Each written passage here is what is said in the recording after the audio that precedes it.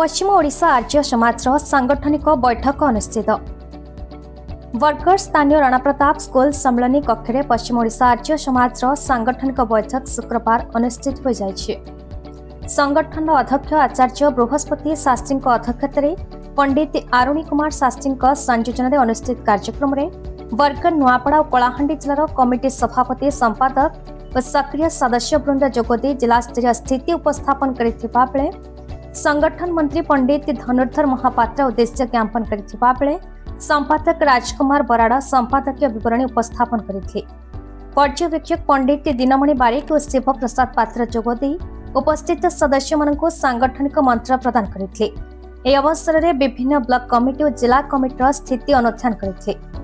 बरगढ़ जिला प्रति ब्लॉक रे आर्य समाज संगठन गठन पर पदक्षेप निया। ए अवसर में आर्य समाज प्रतिष्ठाता महर्षि दयानंद सरस्वती 200 वार्षिक जन्म जयंती सारा भारत वर्ष में पालित होता बेले तांका स्मृति उद्देश्य भटली छकरू डांग पर्यंत रास्ता को महर्षि दयानंद सरस्वती मार्ग भाव घोषणा करने और पश्चिम ओडिशा आर्य समाज बरगढ़ सहर में एक सरकारी जगह जगाइबा स्थानीय जनप्रतिनिधि और जिलापाल तथा पौर परिषद सहित जोगाजोग कर विहित पदक्षेप नेबाको जिला सभापति पूर्णानंद शास्त्री को क्षमता प्रदान करा। अन्यमानक मध्य विश्वनाथ आचार्य, अशोक मेहर, बैशाख सेठ, जसवंत पटेल, चैतन्य भोई, महेंद्र कुमार साहू, कपिलेश्वर बाग, अगस्ती साहू,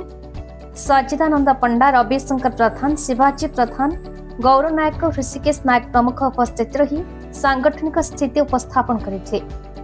पंडित गोपबंधु पुरोहित धन्यवाद अर्पण करथिले।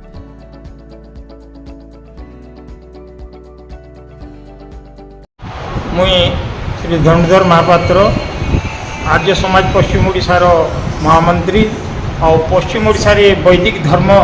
प्रचार प्रसार केमिति संगठित रूप में हो पार्बा से आम प्रत्येक जिला स्तर में एक वैदिक आंदोलन सूत्रपात कर से क्रम आज आम बरगढ़ ठारे समस्ते उपस्थित रहीकि ये वैदिक आंदोलन आम समस्ते शंखनाद कर पश्चिम ओडिशा आर्य समाज संगठन दायित्व अच्छी आज महर्षि स्वामी दयानंद जहाँ वाणी वर्तमान सारा विश्व प्रासंगिक अच्छी। महर्षि स्वामी दयानंद 200तम जन्म जयंती आम पालन कर सारी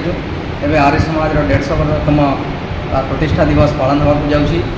आज वेद की ओर लौट चलो ये जो वाणी महर्षि दयानंद देते संपूर्ण समाज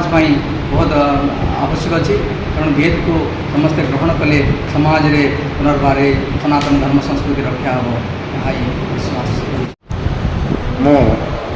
पूर्णानंद बर्तमान में बरगढ़ जिलार आर्य समाज सभापति अच्छी और आमर आर्य समाज प्रचार प्रसार तृणमंत विश्व आर्यम को साकार करने आम समस्ते लगी पड़ीचु आ समस्ते सफलतार द्वारदेश समस्त सफलता मिली चली आ वर्तमान प्रचार प्रसार कार्य भल भाव आम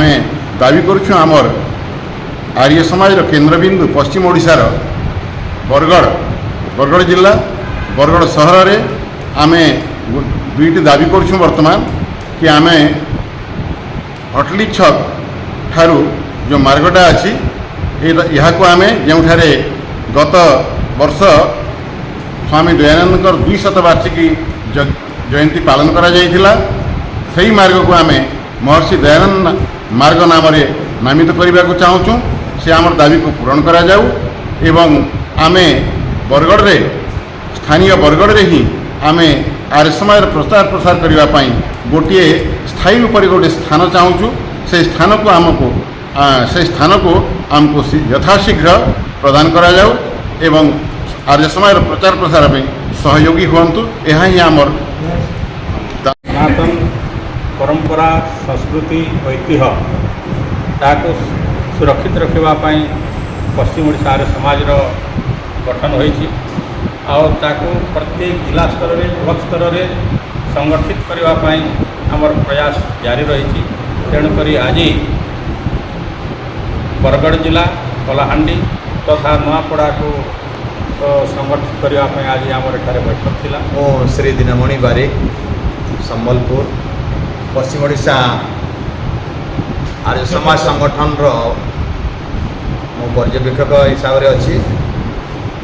समग्र 10टा जिला पश्चिम ओडिशार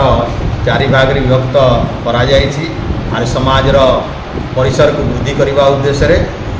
सोनपुर नईगिरी गोटे जो आमर बौद्ध एवं बलांगीर जिला को सम्मिलित कराई से आमर कार्यक्रम होता एवं द्वितीय सुंदरगढ़ को संपूर्ण सुंदरगढ़ जिले गोटे संभाग एवं बर्तमान तृतीय पाली बरगढ़ जो कलाहांडी नुआपड़ा को लेकर एवं ये कार्यक्रम वास्तविक आमर अति तली अंचल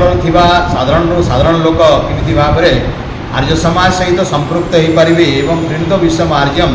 को अनुभव करें एवं ये विलुप्त होगाक जाऊँगा आम सनातन हिंदू धर्म भितर थिबा आम वैदिक संस्कृति आर्य समाज विचारधारा वेदर विचारधारा को केमिति सहजरे लोक ग्रहण करें। बरगढ़ जिलार टिकलाल त्रिपाठी रिपोर्ट भारत न्यूज।